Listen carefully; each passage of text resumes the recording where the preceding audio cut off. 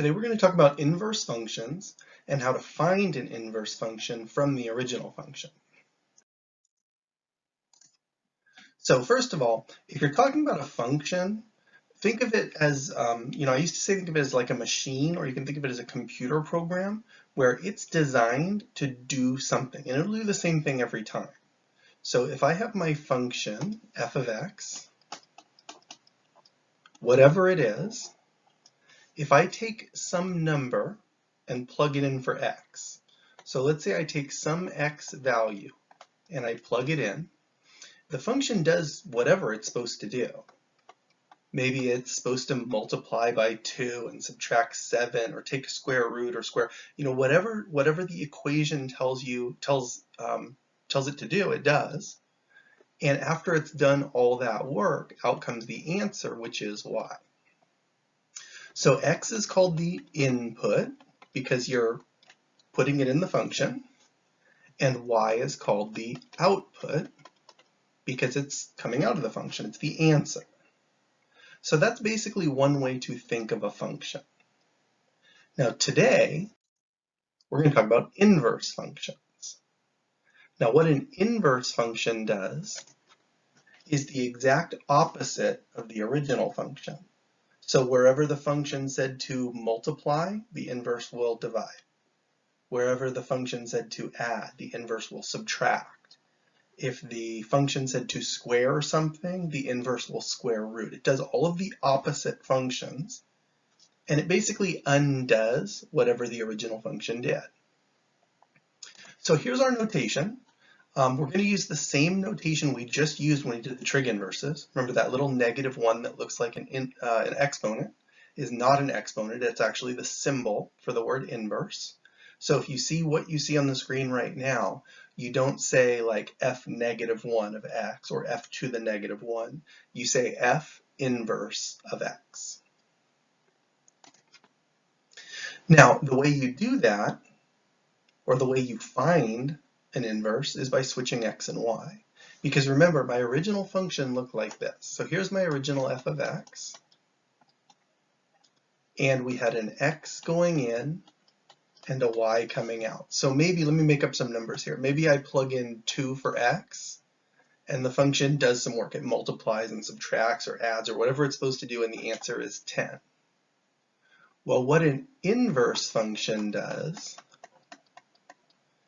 is it's going to take that 10 and turn it back into the 2. So it kind of switches the arrow. You're taking the 10 and you're plugging it in, and the answer that comes out is the 2. You're basically plugging in the y and getting the x. So for that one, if I plug in 10, the answer will be 2. And that's what an inverse does. It works the equation backwards. Instead of plugging in 2 and doing the work so the answer is 10, you plug in 10, it does the opposite work, so the answer is 2. So our main goal for today is going to be, if I give you a function, how can we find its inverse function? And here's how to do that. So first of all, if your function is written using function notation, which we just talked about last week, rewrite it using y. And you'll see why in just a second. If it's called f of x or g of x or h of x or something, just rewrite it using a y. And the reason is, remember I just said on the last slide, what we're going to do is we're going to switch x and y. So you're going to rewrite the equation, but anywhere there was a y, you're going to put x instead. And anywhere there was an x, you're going to put a y instead. You actually just recopy the equation, but change the letters. Then you solve for the new y. That's where the actual work comes in, where you might add something to both sides or divide or multiply, things like that. But once you've done that, you have your function.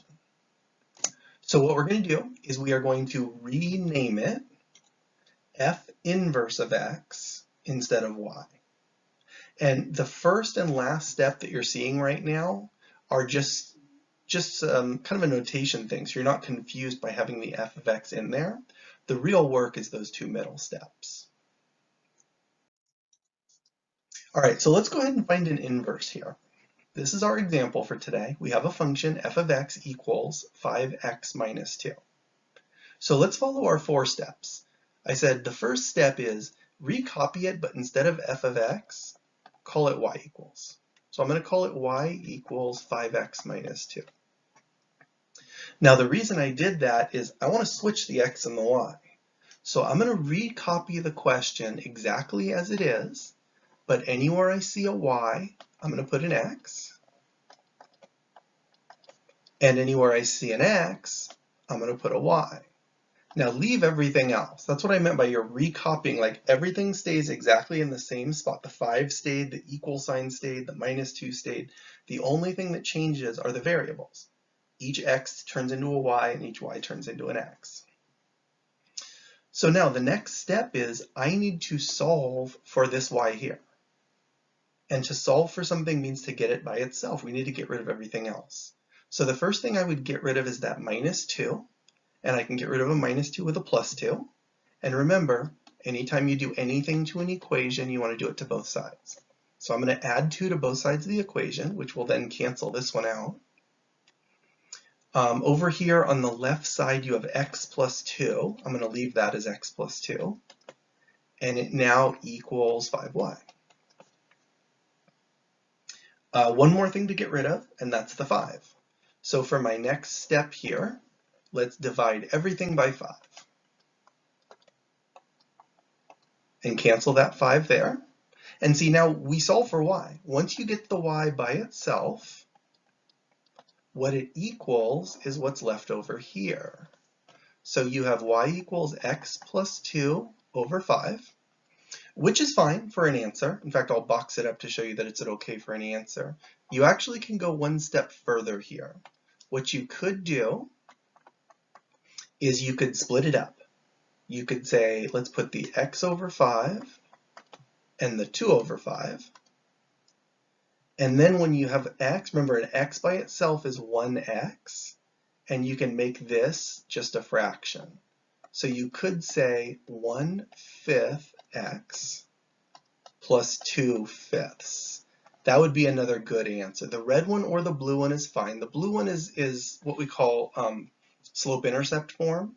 So it might be a more comfortable form for you. But if you gave me the answer in red there, that would be fine. You don't have to take that extra step. But the idea is, oh, and we do actually have one more step on this question. For my final answer, remember, I don't just want to leave it as y. I want to go back to my original function, which was f, and say, well, this isn't f of x. This is f inverse. We just found the inverse function. So I'm going to say f inverse of x equals, and then whichever one you did, the red or the blue. I'll do the red one. X plus 2 over 5. So the green one would be your final answer. So what we did is I said, okay, for step 1, I'm just going to rewrite the equation using a y instead of an f of x. And now you can see why we want to do that. You can't switch x and y if there's no y in there. So we rewrite it using a y. Step 2, we switch x and y. Now step 3, this is with the work down here. Step 3 is where you have to solve for the new y. That's when you're doing things like adding 2 to both sides. We divided by 5. You might need to multiply or subtract or any of these operations. Just remember to always do the same thing to both sides. And then once you get your answer, remember, I don't care which answer you use, the red or the blue, but step 4 is saying, well, let's not just leave it as y. We want to give this function a name. So let's go back at the end and call it f inverse of x. But the actual answer part, the most important part, is that you knew it was x plus 2 over 5. Or 1/5 x plus 2/5, which is the same thing.